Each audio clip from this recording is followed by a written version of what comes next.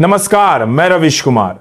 आइए बहुत कम समय में पूरे देश की उन खबरों पर नजर डालते हैं जिन्हें गोदी, झूठी और बिकाऊ मीडिया आपसे छुपाती है।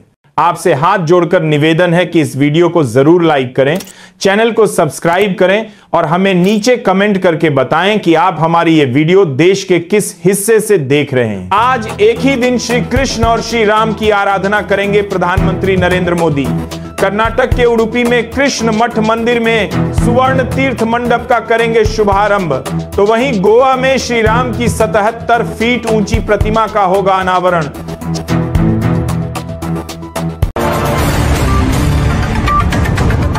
छत्तीसगढ़ के नवा रायपुर में आज से डीजीपी आईजीपी कॉन्फ्रेंस। गृह मंत्री अमित शाह ने कहा, नक्सलवाद के अलावा नए जमाने के खतरों से निपटने के लिए सुरक्षा आयामों पर होगा मंथन। पश्चिम बंगाल में एसआईआर के खिलाफ दिल्ली में निर्वाचन आयोग से मिलेगा तृणमूल का डेलीगेशन। 5 के बजाय 10 नेताओं को भेजने पर अड़ी टीएमसी।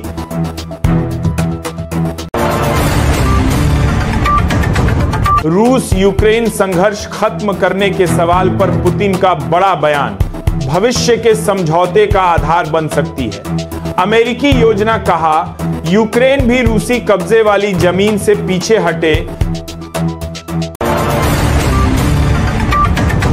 और गोवा में आज होगा 56वें अंतर्राष्ट्रीय फिल्म महोत्सव का रंगारंग समापन।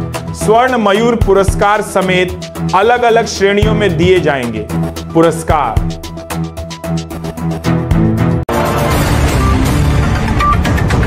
नई दिल्ली के महानक्शा सेंटर में आयोजित हो रहे चाणक्य डिफेंस डायलॉग का दूसरा दिन संवाद का उद्देश्य भारत की सुरक्षा चुनौतियों और रक्षा सुधारों पर मंथन। रक्षा क्षेत्र में सबसे महत्वपूर्ण विचार विमर्श मंचों में से एक चाणक्य डिफेंस डायलॉग के दूसरे दिन आज रक्षा मंत्री राजनाथ सिंह करेंगे विशेष सत्र को संबोधित।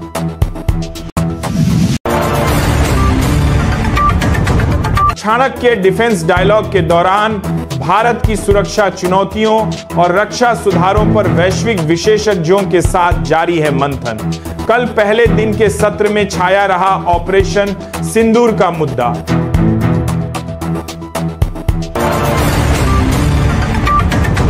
पश्चिम बंगाल में एसआई प्रक्रिया को लेकर बढ़ते विवाद के बीच तृणमूल कांग्रेस का प्रतिनिधिमंडल आज चुनाव आयोग से करेगा मुलाकात।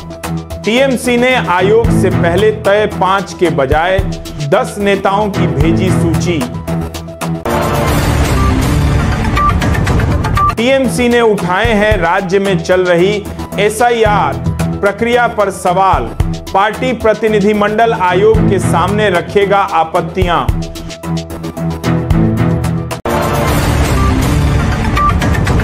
रेलवे सूचना प्रसारण, इलेक्ट्रॉनिक्स और सूचना प्रौद्योगिकी मंत्री अश्विनी वैष्णव आज चंडीगढ़ के दौरे पर रहेंगे। केंद्रीय मंत्री इस दौरान मोहाली में सेमीकंडक्टर लेबोरेटरी का करेंगे दौरा।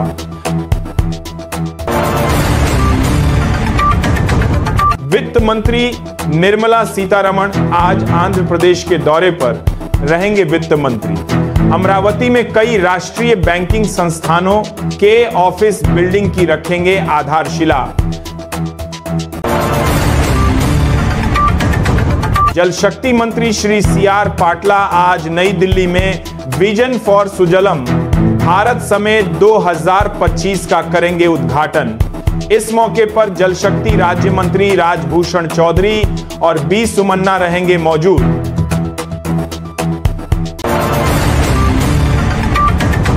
कृषि और किसान कल्याण, ग्रामीण विकास मंत्री शिवराज सिंह चौहान ने पंजाब का दौरा किया। केंद्रीय मंत्री ने खेतों में जाकर किसानों और ग्रामीणों के साथ किया सीधा संवाद। कृषि मंत्री ने किसानों के साथ ही पराली ना जलाने और उसके उचित प्रबंधन पर चर्चा की। किसानों को समझाए पराली को खेत में वापस मिलाने के फायदे।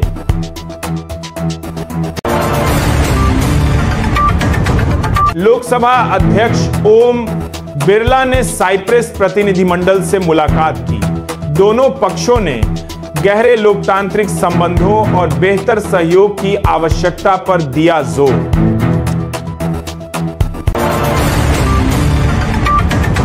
दिल्ली की मुख्यमंत्री रेखा गुप्ता का ऐलान। कुमाऊं रेजिमेंट की चार्ली कंपनी की बहादुरी पर आधारित फिल्म 120 बहादुर होगी दिल्ली में टैक्स फ्री। दिल्ली सीएम ने एक्स पर पोस्ट कर दी टैक्स फ्री करने की जानकारी।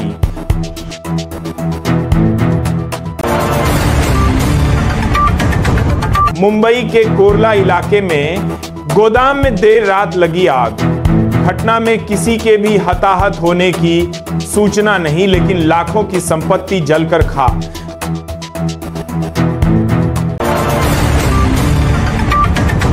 चक्रवात विधवा पश्चिम बंगाल से तमिलनाडु, तटीय आंध्र प्रदेश और पुडुचेरी की ओर बढ़ रहा है। आईएमडी के अनुसार चक्रवात के चलते भारत के पूर्वी तट पर 1 दिसंबर तक हो सकती है भारी बारिश।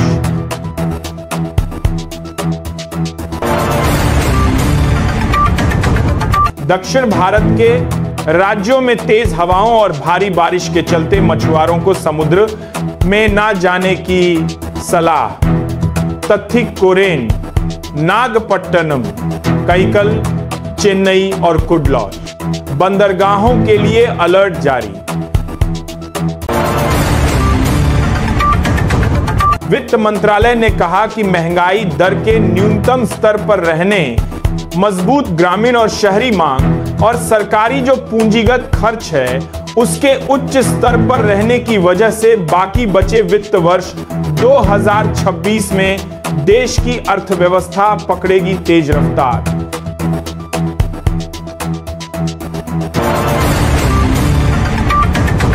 वित्त मंत्रालय ने कहा कि जीएसटी सुधार से खपत में इजाफा हो रहा है और मौजूदा कृषि गतिविधियों के चलते ग्रामीण अर्थव्यवस्था मजबूत बनी हुई है।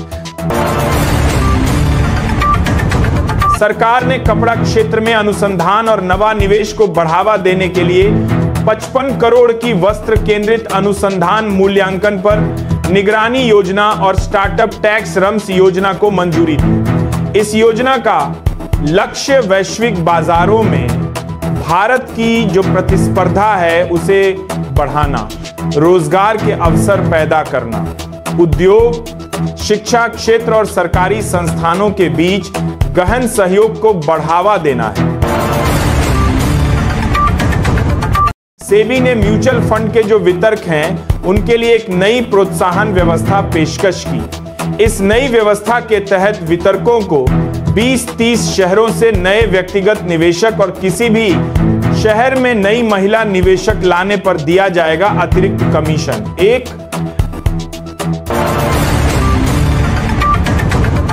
रिपोर्ट में माना गया कि देश का जो खाद्य सेवा बाजार है वो 2030 $125 अरब को पार करने की संभावना देखा।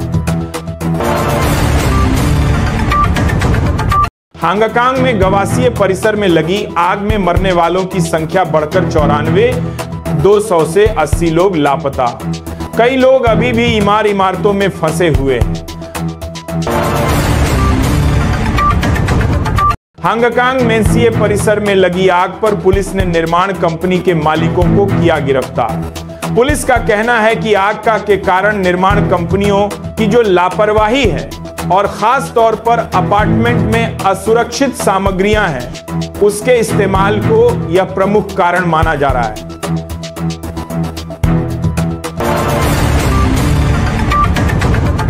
अमेरिका में व्हाइट हाउस के पास हमले में कैश गार्ड की मौत हुई। अमेरिका के राष्ट्रपति ने इस हमले को आतंकी हमला बताया।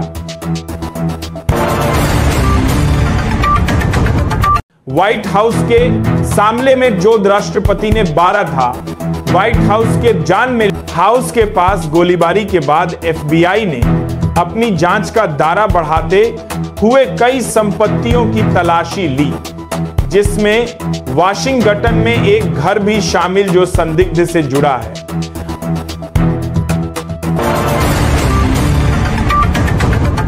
अमेरिका के अलास्का में एनकोवेज महानगरीय क्षेत्र में 6 .53 तक अब भूकंप आया। अमेरिकी सुनामी चेतावनी प्रणाली ने कहा कि सुनामी की आशंका नहीं है।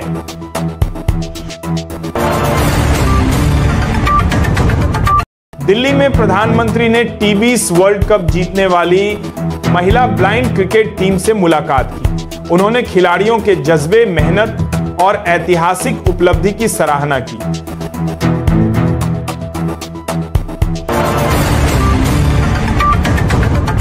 प्रधानमंत्री से मुलाकात के दौरान खिलाड़ियों ने टूर्नामेंट के अनुभव साझा किए। साथ ही विजेता टीम के खिलाड़ियों ने प्रधानमंत्री को अपने हस्ताक्षर किया हुआ बल्ला भी भेंट किया।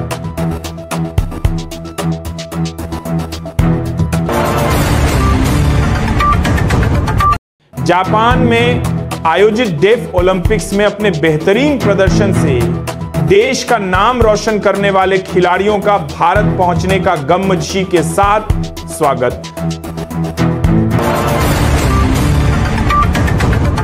महिला प्रीमियर लीग में 206 के लिए मेगा नीलामी नई दिल्ली में, जहां पांचों टीमों ने खिलाड़ियों पर जमकर बोली लगाई। इस बार सीमित डिटेंशन के चलते सभी फ्रेंचाइजों ने लगभग नई टीमों का गठन किया।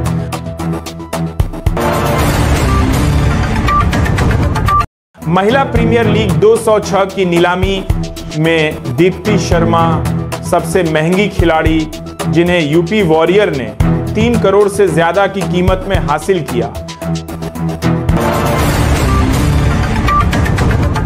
महिला प्रीमियर लीग 206 की नीलामी में दूसरी सबसे महंगी खिलाड़ी अमेलिया की रही। उन्हें मुंबई इंडियंस ने 3 करोड़ में खरीदा।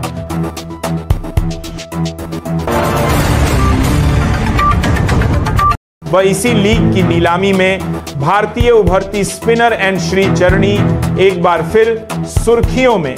दिल्ली कैपिटल्स ने इस लेफ्ट आर्म स्पिनर को 1 करोड़ से ज्यादा की रकम देकर अपने साथ जोड़ लिया।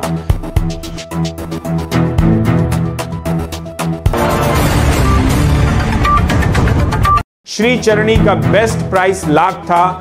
Syed Modi international badminton tournament में 16 साल की तन्वी शर्मा ने पूर्व विश्व चैंपियन जापान की नजोमी ओकुहारा को हराकर महिला सिंगल्स क्वार्टर फाइनल में बनाई। इसी टूर्नामेंट में पुरुष सिंगल्स में 19 साल के मनराज सिंह ने BHS पुन को हराकर पुरुष सिंगल्स क्वार्टर फाइनल में किया प्रवेश।